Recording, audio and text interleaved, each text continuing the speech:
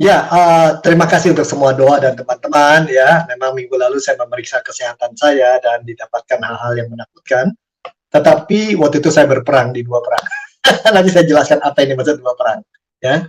Terserah ada orang mengatakan begini, langsung saja, hidup iman kita dan hidup perjalanan hidup kita ini 80 tahun, 90 tahun, 70 tahun adalah bagai perjalanan. Salah nggak? Enggak salah. Memang hidup adalah satu perjalanan. Tapi kalau perjalanan itu dikatakan perjalanan kemana, biasanya orang sebut mengikuti Kristus. Berarti kita di belakang, dia di depan.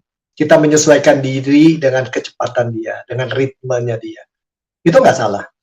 Tetapi kalau lihat di perjanjian lama, digambarkan juga hidup ini adalah bagaikan perjalanan dan sesekali ada perang. Nah, saya mau ajak Anda melihat situasi di mana kadang-kadang orang hanya mau berperang di satu titik, tapi tidak melihat peperangan di titik lain. Kita tidak boleh berpikir bahwa hidup ini kita berjalan sebagai wisatawan. Keluyuran ke Labuan Bajo, naik kapal, makan rame-rame. Nggak gitu. Hidup nggak seenak itu gitu ya. Tapi yang pasti adalah di dalam hidup, ada saat-saat berkat Tuhan tiba pada kita dan berkat itu tidak enak. Saya mengunjungi seorang teman yang sakit kemarin. Dia nggak ada tanda apa-apa, tapi kok ada bengkak-bengkak. Kemudian harus dioperasi dalam waktu pendek. Dan waktu saya doakan, dia katakan, saya tanyakan, kita doakan ya. Ya, kita bersyukurlah sama Tuhan. Kenapa berkat Tuhan maunya yang enak-enak aja? Kan kita juga terima berkat yang nggak enak, katanya. Waduh, saya senang lihat orang Kristen seperti itu. Mengapa kita hanya mau berkat Tuhan yang enak buat kita? Kadang-kadang ada berkat yang tidak enak.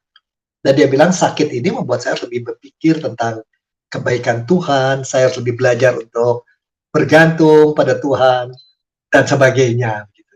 Dia katakan begitu. Wow, saya bilang orang ini hebat banget gitu ya.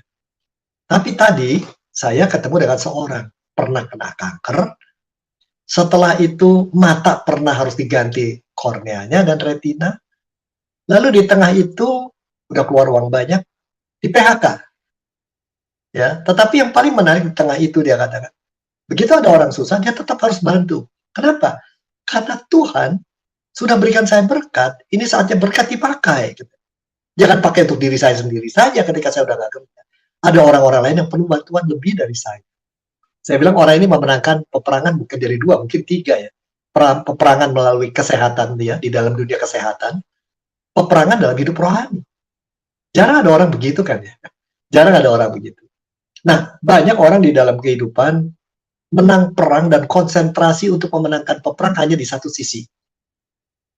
Misalnya gitu, ada orang sakit, lalu dia berperang untuk mengobati sakitnya, cari dokter terbaik, cari laboratorium, diagnosis ini, herbal food, kalau perlu cari ke Sinse, dan seterusnya.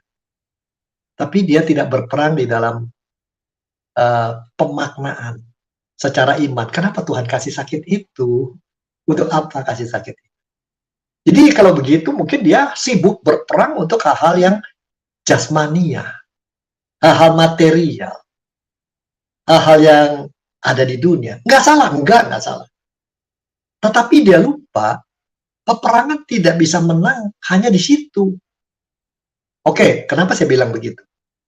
Di dalam kitab Keluaran ada cerita Musa dengan Yosua dan beberapa teman dan orang Israel berjalan melalui daerah orang Amalek. Pasukan Amalek kuat nyerbu wajah perang. Ini sangat menarik.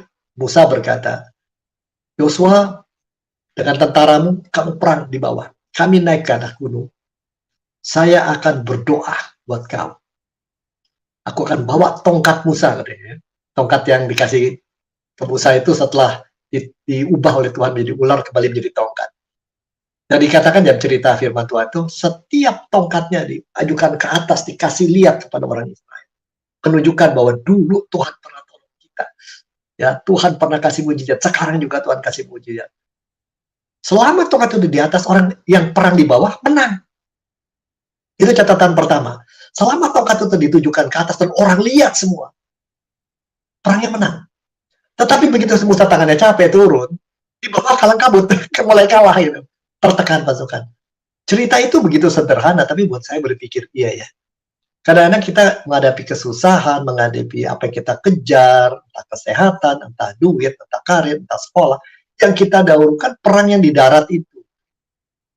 Kalau karir kan prestasi dipentingkan, ngejar sales, ngejar hubungan baik dengan atasan, cari koneksi, tambahin ilmu gitu ya, dan sebagainya.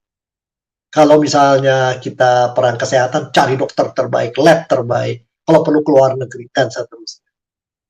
Kalau kita mau mementingkan adalah perang itu dalam persoalan rumah tangga, cari sediakan waktu lebih banyak buat istri dengan anak.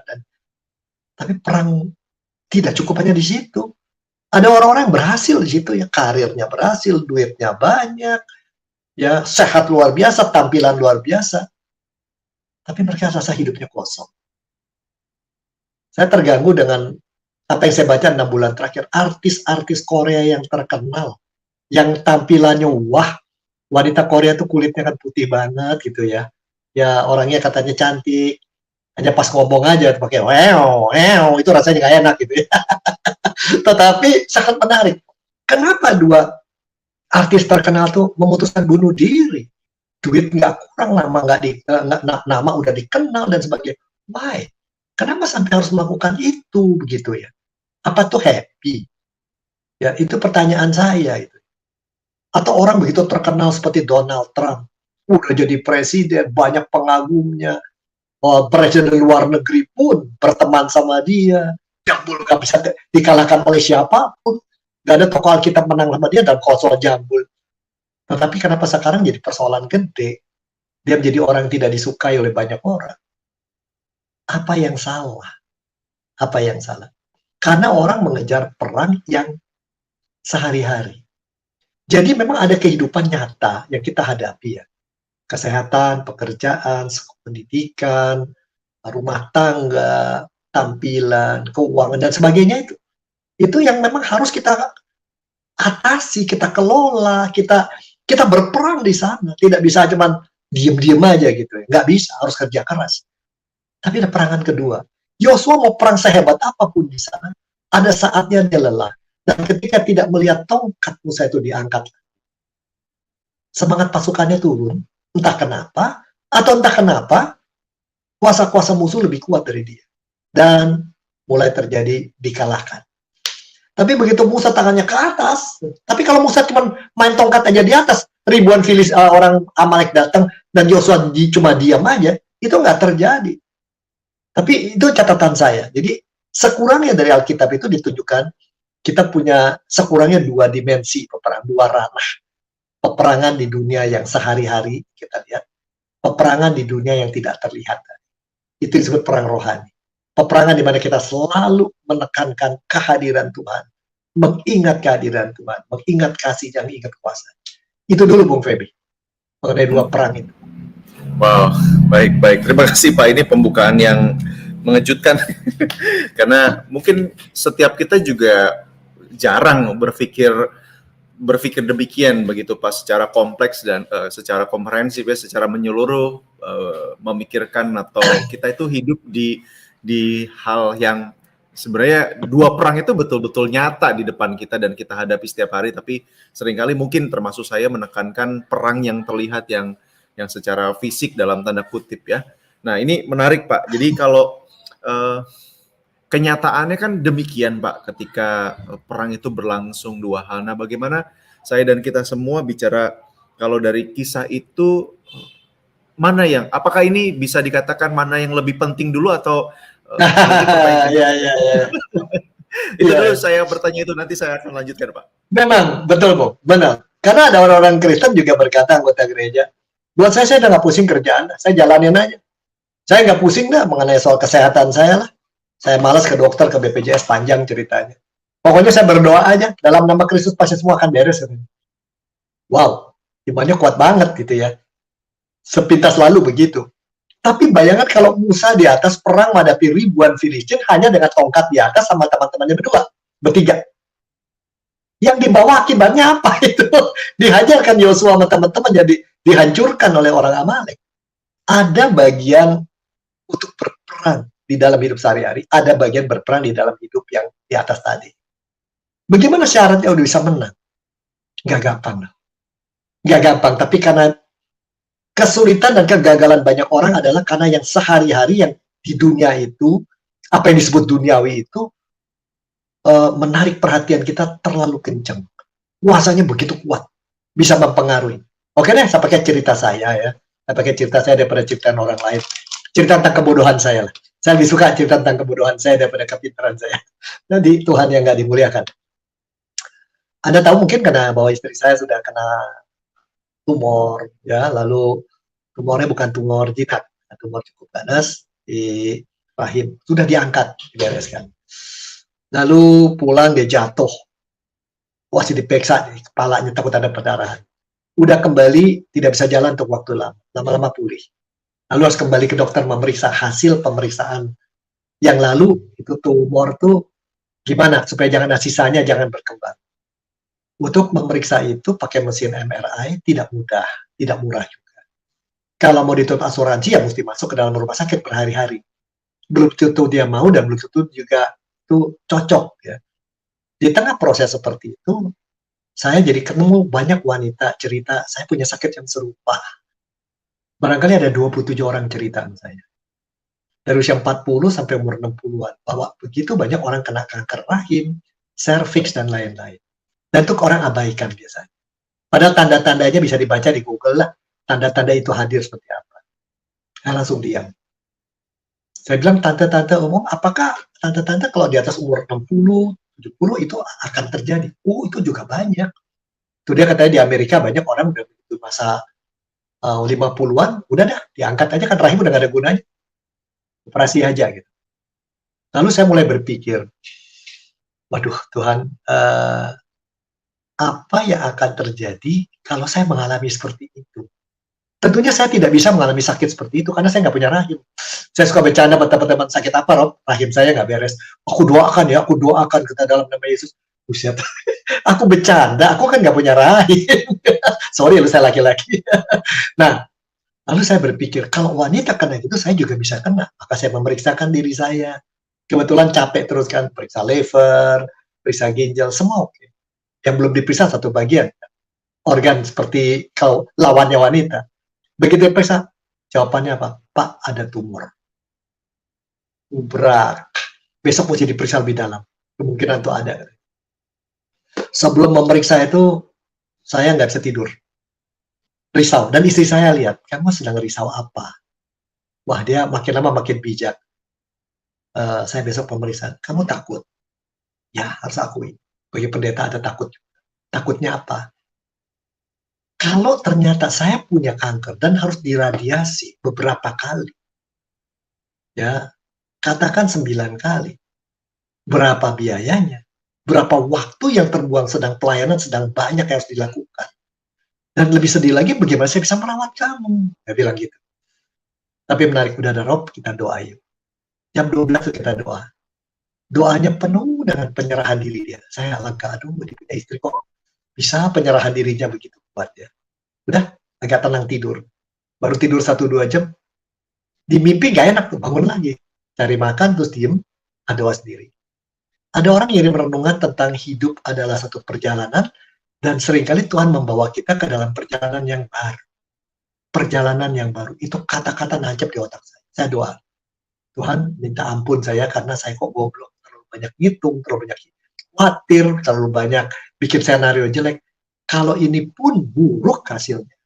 Ini kan perjalanan baru dengan Tuhan. Selama berjalan bersama Tuhan. Saya ikutnya Tuhan mau kemana aja. Berapa biayanya, bagaimana ngatur jadwal, pelayanan. Ini kan semua punya Tuhan. Pelayanan punya Tuhan. Kesehatan punya Tuhan. Hidup saya punya Tuhan. Karena itu, biar Tuhan tolong saya untuk menang dalam perang ini. Perang untuk belajar menyerahkan diri lebih penuh. Saya jaga badan saya tentunya. Saya bilang, oke, 2 ban. Nah, dalam situasi itu besok pagi ke rumah sakit, wah, di MRI segala macam, waduh, itu memang tidak nyaman ya, sangat tidak nyaman. Tusukannya sampai sekarang juga, tangan sakitnya masih luar biasa. Tapi merawat sangat baik ya, semuanya. Itu 1 jam di dalam mesin ya, seperti lorong. Tapi karena saya pasrah, saya tenang. Saya sangat tenang. Saya juga nggak pernah saya biasa setenang itu. Saya sangat tenang. Di situ saya pikir, iya terima kasih Tuhan. saya diizinkan memenangkan perang yang pegang tangan tongkat itu. Engkau dulu tolong saya, sekarang pasti hadir di sini.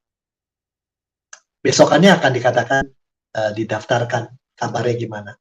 3 jam kemudian dikabarkan, tenang Pak, sudah ada hasilnya. Tumor jinak. Minum obat aja sebulan baik.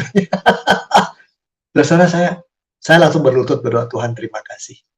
Yang saya takut adalah kalau nggak bisa melayani Tuhan. Ada banyak perlu dilakukan saat ini yang saya rasa Tuhan ingin saya lakukan.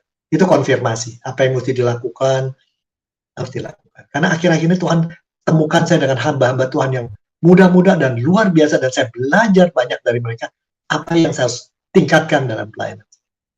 Jadi waktu itu saya katakan, oke, pelayanan punya Tuhan, hidup saya punya Tuhan, kesehatan istri punya Tuhan.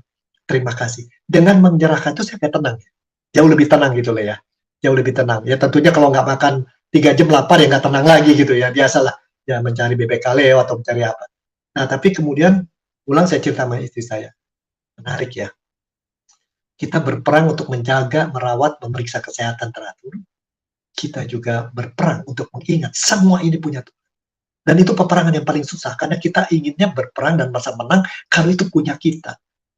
Padahal karir, kesehatan, dan ini karena minggu ini banyak ya, seorang pendeta senior teman saya, matanya harus diganti retina atau korneanya, aduh ratusan juta ya. Satu orang teman lagi mengalami operasi, di seorang teman lagi ususnya. Saya sampai, Tuhan ngajarin apa ini? Tadi ada orang cerita tentang kanker. Kenapa jadi semua orang cerita tentang, saya kan bukan dokter, kenapa semua orang cerita ngomong begini ya? Masih muda ngomongnya cincin gue ini, cincin gue sekarang, cincin gue di sini, cincin gue di sini gitu. Jadinya memang ini kenapa? Di situ saya mengatakan, kenapa saya ngomong perang?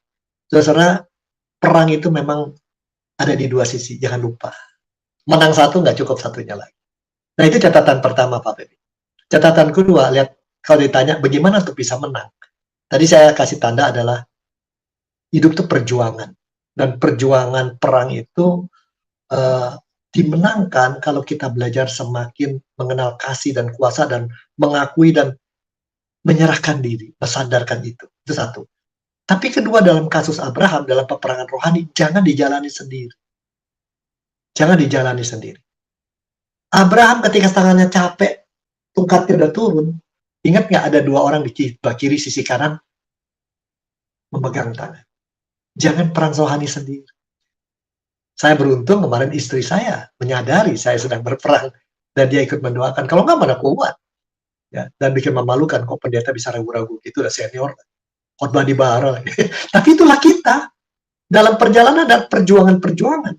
Kemenangan itu harus melalui perjuangan, bukan kalau nggak pernah ada perjuangan, nggak pernah ada masa, semua halus, enak-enak aja. Mana kita bisa tahu kualitas kita? Kualitas kita ada saya kenal, saya bisa khawatir, saya bisa was-was, terutama kalau nyangkut organisasi saya. Tapi itu harus belajar untuk menyerahkan kepada Tuhan semuanya. Gitu Bung Feb. Jadi perang rohani jangan sendiri. Nah, tip kedua, nanti ada tip kedua. Itu tip pertama. Thank you. Baik. Masih aman Pak. Baik. Aman. Terima kasih okay. Pak Robi. Kalau boleh ditegaskan kembali Pak, apakah ini juga dalam kesadaran kita akan peperangan yang kita hadapi ini menolong kita bahwa iman dan hikmat itu berjalan beriringan Pak. Jadi bukan tadi dari rangkaian apa yang Pak Robi sampaikan, ada orang yang sangat menekankan iman, tapi juga di sisi lain ada orang yang sangat menekankan hikmat dan jalan keluar dari dunia ini, sehingga dua-duanya jadi timpang. Nah, apakah bagian ini juga menolong kita kesadaran bahwa ada 2 perang yang kita hadapi untuk menolong kita iman dan hikmat berjalan bersama Pak? Tepat Bung Febi, seperti jantung ada saatnya dia menekan itu, mompak, ada saatnya melar. Dua-dua sisi itu, nggak satu sisi. Ya, nggak satu sisi. Jadi kalau satu sisi, kayak orang kakinya satu nggak dipedulikan gitu. Nggak bisa. Perang itu harus begitu. Itu catatan pertama. Catatan kedua, kenapa mereka bisa jadi pemenang ya, baik perang yang di gunung maupun perang yang di bawah. Pertama adalah kerendahan hati, tahu batas. Yosua disuruh Musa, kamu jaga perang di bawah. Musa naik ke gunung. Kalau saya jadi Yosua, katanya bisa ngomong gini, enak di lu aja, lu di gunung aman gak kena panah. Gua kan ketemu panah, ketemu lembing, ketemu apa. Itu banyak orang begitu ya, banding-bandingkan sama orang lain. Nah, itu satu, itu tidak terjadi di Alkitab. Tapi kedua, yang di atas gunung menarik. Yang satu di samping kanan Musa, satu samping kiri.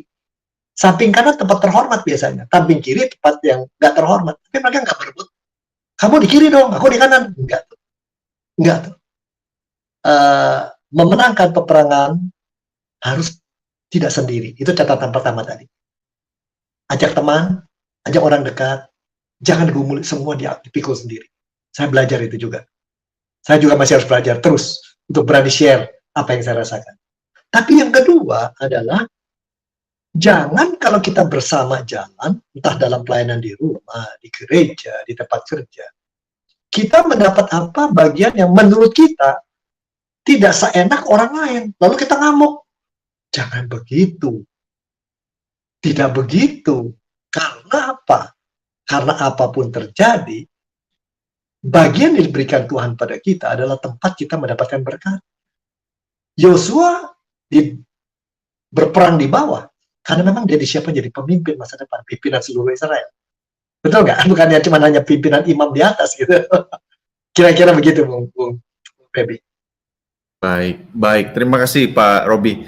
Nah kalau begitu kan ini bicara tentang tadi Pak, ya sampai di titik itu ya, membanding-bandingkan ketika sampai kalau itu terjadi jadinya bisa kacau balau.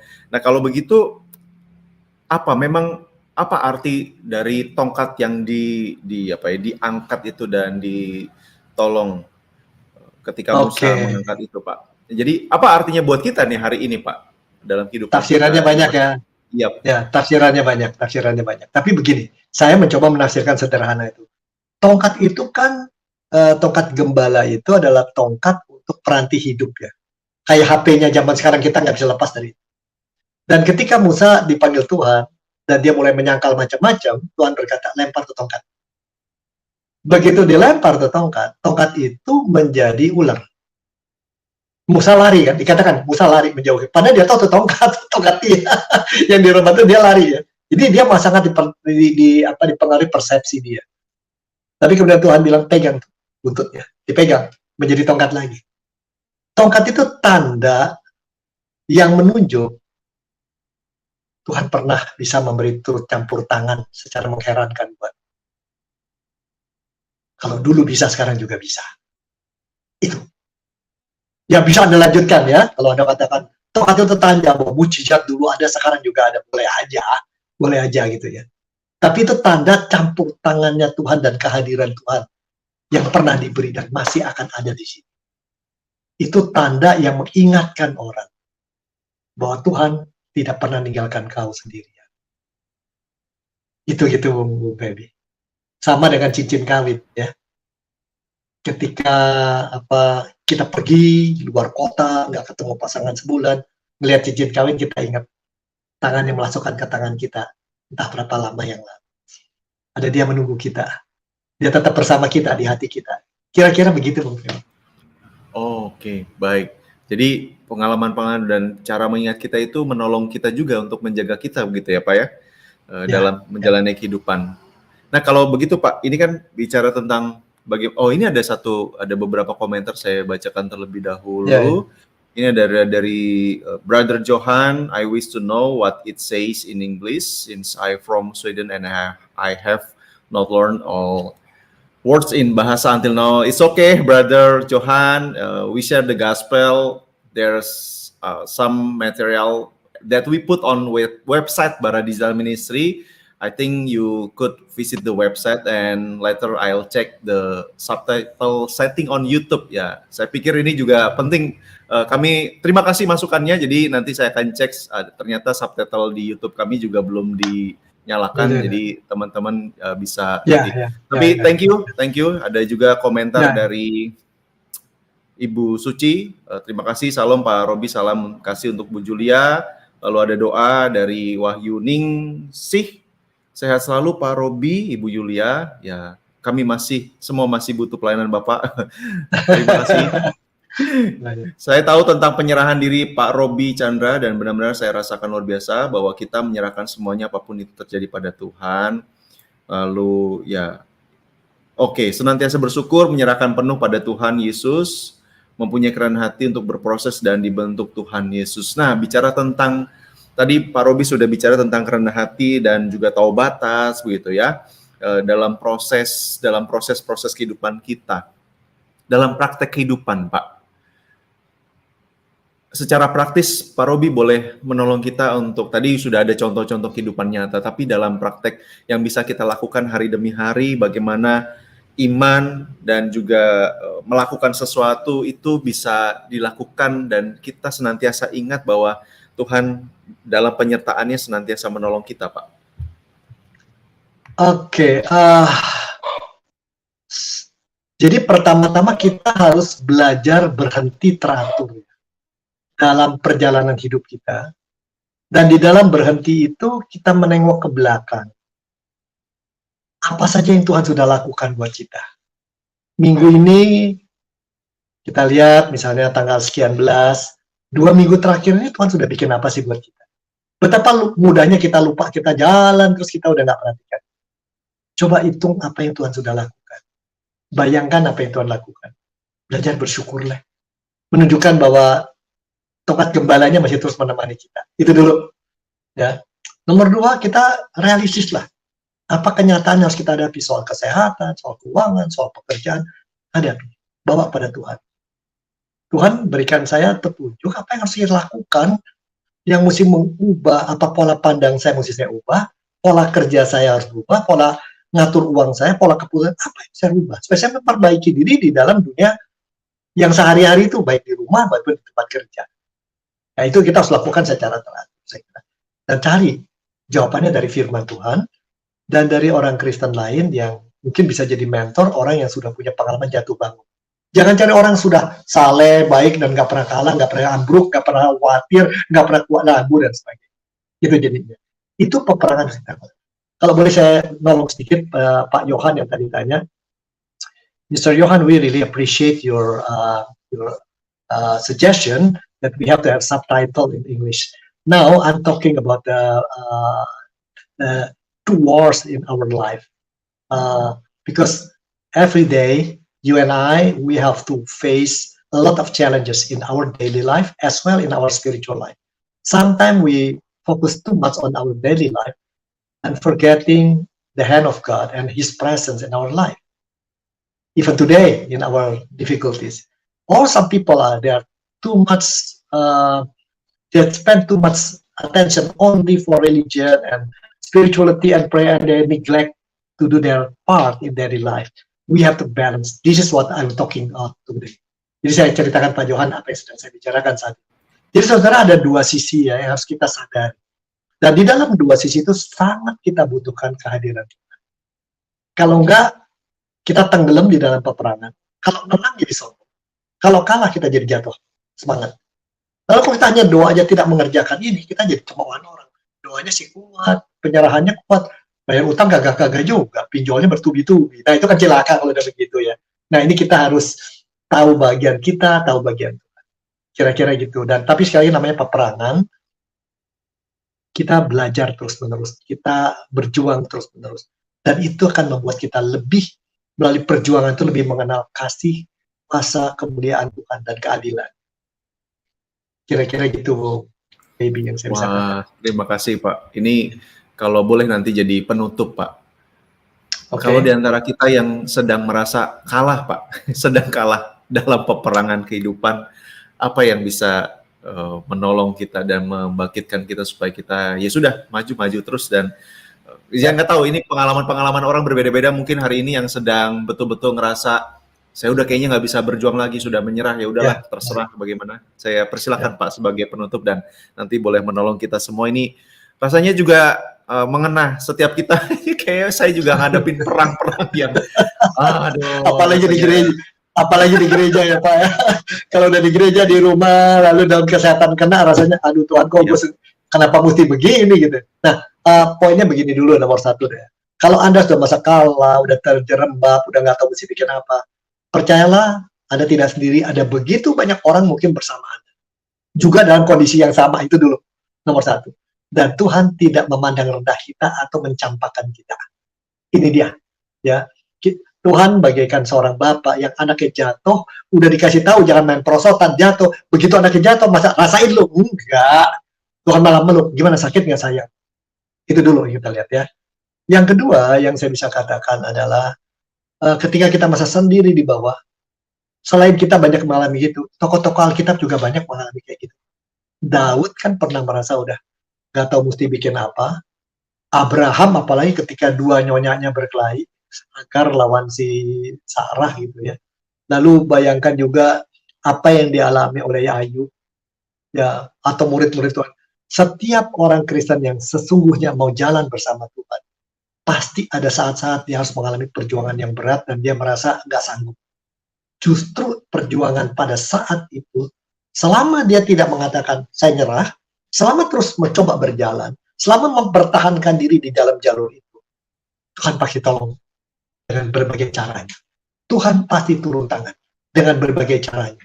Tuhan pasti kasih berkat, walaupun berkatnya tidak selalu enak seperti teman saya bilang. Tidak selalu enak. Jadi itu barangkali yang bisa saya katakan. Ya. Jadi jangan, lalu yang hal lain yang penting adalah jangan sendiri. Masa sih nggak ada orang yang bisa kita ajak ngomong, curhat. Begitu kita bisa curhat, menyampaikan kekhawatiran, rasa putus asa, kesedihan, merasa sendiri, dunia begitu gelap, pada saat itu, beban kita berkurang 50%. Nah, beban terberat itu bukan hanya susah cerita, tapi nyimpen cerita. Ditambah udah kesusahannya. Udah kesusahan jadi problem, nyimpen cerita jadi problem, pakai topeng seakan-akan di luar oke, jadi tombol lagi. Itu jadi masalah. Itu masalah beratnya di sana. Gitu. Ya. Gimana Bu Feby?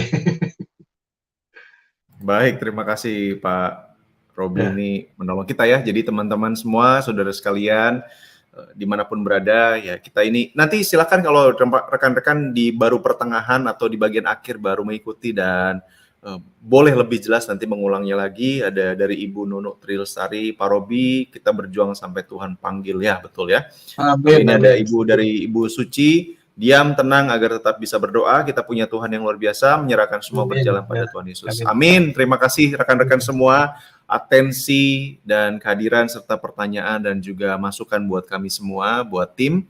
Dan saya persilakan kalau ada closing statement atau langsung menutup dalam doa juga silakan Pak Robi, saya persilakan. Ya, saudara-saudara, jadi dalam kehidupan iman kita, berjalan bersama Tuhan, Tuhan pimpin, tapi ada saat-saatnya Tuhan memang membiarkan kita memasuki perang yang hebat. Dan perang yang hebat itu akan menjadi kesempatan kita melihat kuasanya, mengenal diri kita, mengenal teman-teman lebih lanjut. Di situ menjadi bekal yang luar biasa. Jadi kalau saat ini ada yang di antara Anda sedang merasa terpuruk, sudah tidak tahu mesti bikin apa, angkatlah tangan. Ya, biarkan dia mengisi tangan Anda. Tandahkan. Biarkan dia yang turun tangan. Ketika kita angkat tangan, Tuhan yang turun tangan. Itu pengalaman indah yang tidak akan dialami banyak orang. Mari kita berdoa. Kami hanya datang dengan syukur dan terima kasih. Kami juga datang rasa bersalah karena seringkali begitu banyak kami minta dari Tuhan bermacam-macam hal. Tanpa kami sadari, kami sebelumnya harus menghitung apa yang telah kami minta dan Tuhan sudah berikan dan mensyukuri semuanya. Kami berlutut di hadapan-Mu saat ini. Kami datang dengan tunduk dan mengucapkan terima kasih. Heran buat kami, Engkau begitu mengasihi kami, mengerti kami. Dan Tuhan mau mendidik kami, semakin kami belajar berubah. Dan kami sekarang tahu menjadi pemenang bukan berarti mendapatkan banyak hal. Tapi menjadi pemenang adalah justru makin banyak kami menyerahkan segala hal penting ke dalam tangan. Kasihani kami Tuhan kalau kami tidak sempurna, tapi tolong teman-teman yang sakit, yang sedang kekurangan uang, yang terjebak dengan berbagai kehidupan yang tidak benar, dan yang ada krisis di keluarga. Biar semua ini, baik terutama hamba-hamba Tuhan yang melayani di gereja, satu persatu kami datang pada Tuhan dan berlutut dan mengucap terima kasih kami punya Engkau yang menemani kami. Ajar kami juga memperhatikan saudara-saudara kami yang menderita, saling memeluk, saling menguatkan. Dan kami terus pegang dan melihat tongkat gembala yang menjaga kami. Dulu sudah ada, sekarang ada. Sekali lagi Bapak terima kasih. Terima kasih Tuhan Yesus untuk kasih-Mu yang begitu besar yang tidak bisa kami bayangkan. Dalam nama-Mu kami berdoa. Amin. Amin. Terima kasih sekali Pak Robi, salam sehat dan salam buat juga keluarga. Terima kasih buat rekan-rekan yang sudah bergabung. Dan besok jangan lupa kita besok malam masih ada live dari Barajat Ministry. Saya Feby Timotius bersama dengan Pendeta Robi dan kerabat yang melayani di balik layar. Kami undur diri, Tuhan berkati kita semua. Amin.